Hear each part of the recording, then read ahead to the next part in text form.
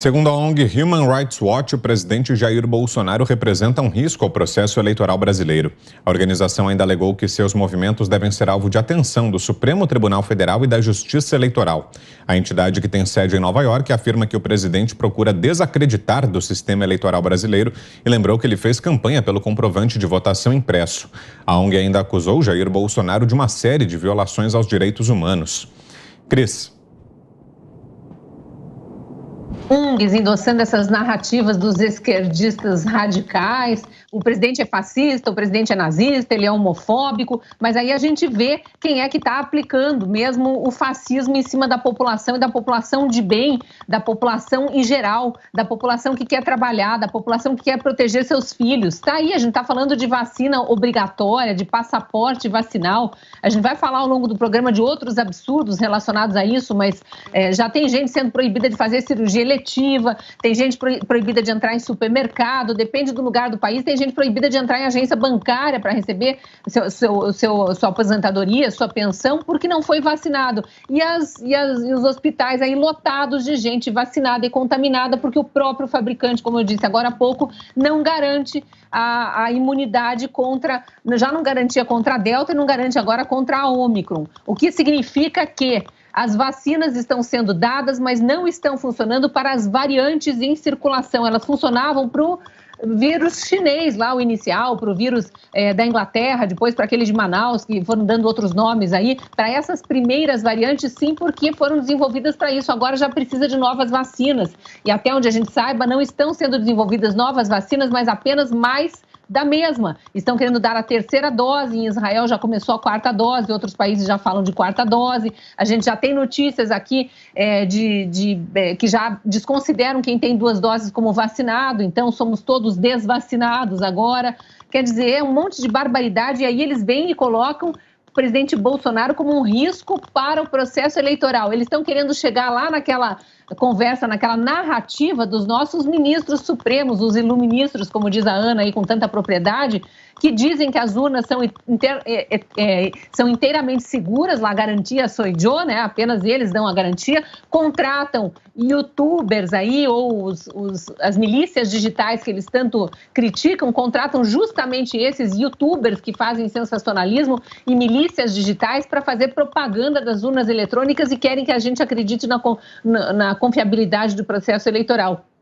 E aí o presidente, porque levantou essa bola, sendo instigado por seus eleitores e por uma parte considerável da população, pouco importa se é eleitor ou não do presidente Bolsonaro, a população quer segurança nas urnas, quer segurança nas votações, e aí isso é espalhar terrorismo e colocar em risco o processo eleitoral.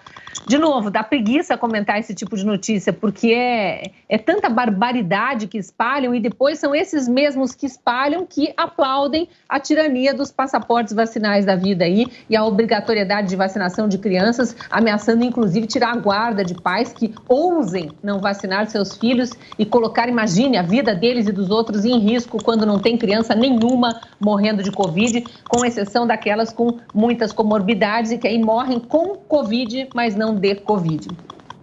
E é justamente sobre esse relatório a nossa pergunta de hoje, a nossa enquete aqui em Os Pingos nos Is. A pergunta é: Bolsonaro é um risco para as eleições brasileiras? Sim ou não? Qual a sua opinião? Você participa acessando o portal da Jovem Pan, que é o www.jovempan.com.br.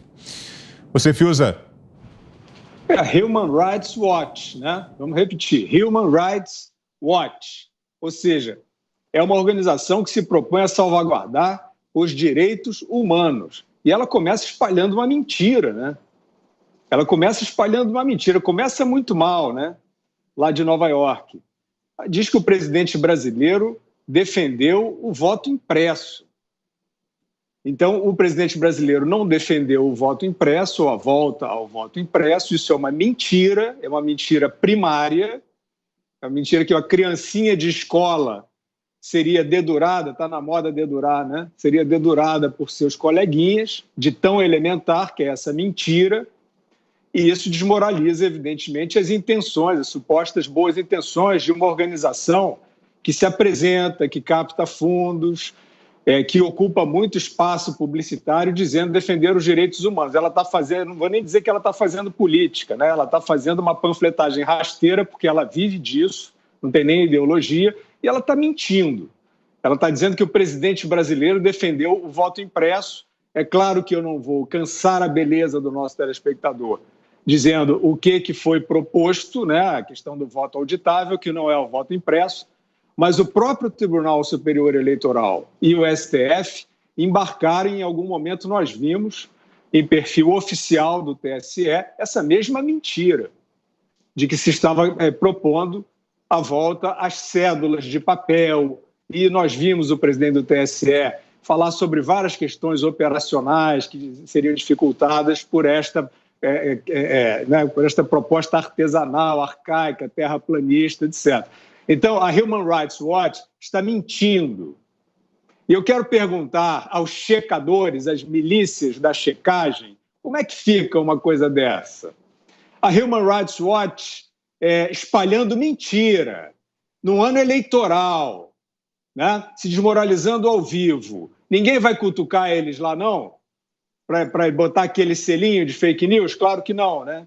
Vocês estão criando aquele ambiente que só existe, só pode existir, só pode ter voz, né, dentro do que vocês fingem ser democracia, que não é mais, quem repetiu uma certa cartilhinha da qual vocês vivem. Então, o resumo é esse. É uma organização que fala em nome dos direitos humanos, ou seja, usando o sagrado conceito de direitos humanos em vão para fazer uma miséria de subsistência, de parasitismo, de fisiologismo, que são muitas dessas ONGs, a razão de viver de muitas dessas ONGs. Ana. Eu queria saber da Human Rights Watch, onde eles estão desde agosto do ano passado, quando numa ação aí catastrófica, né, do governo Joe Biden, quando ele retirou todas as tropas americanas ali do Afeganistão, o que aconteceu com as mulheres e o que está acontecendo com as mulheres afegãs, né? As mulheres afegãs agora não têm liberdade nenhuma, muitas estão sendo mortas, as que que conseguiram formar nesses 20 anos aí de um pouco de liberdade no Afeganistão, que tiveram diplomas, que se tornaram professoras, arquitetas, muitas estão tendo as mãos cortadas, as mulheres estão queimando seus diplomas, queimando seus cadernos, os seus livros, estão fugindo, tentando fugir ali dessa barbárie que se tornou o Afeganistão, principalmente para mulheres. E onde está essa organização da Human Rights Watch? Até agora não falou nada, absolutamente nada sobre isso. Onde está essa ONG para falar dos muçulmanos uigures na China, nas dezenas de campos de concentração que eles estão na China, sob o Partido Comunista Chinês, sob esse regime bárbaro chinês? Onde vocês estão? Onde vocês estão para defender as mulheres aqui nos Estados Unidos ou em qualquer outro lugar que agora tem que dar lugar a homens biológicos no esporte feminino?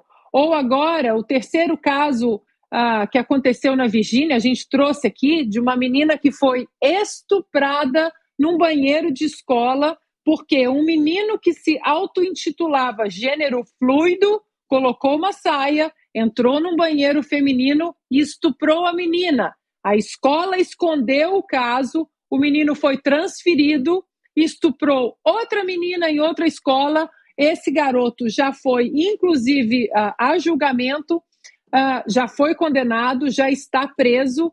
E, no entanto, onde estão aí, né, os arautos da liberdade, os arautos da democracia, os defensores das mulheres em situações como essa?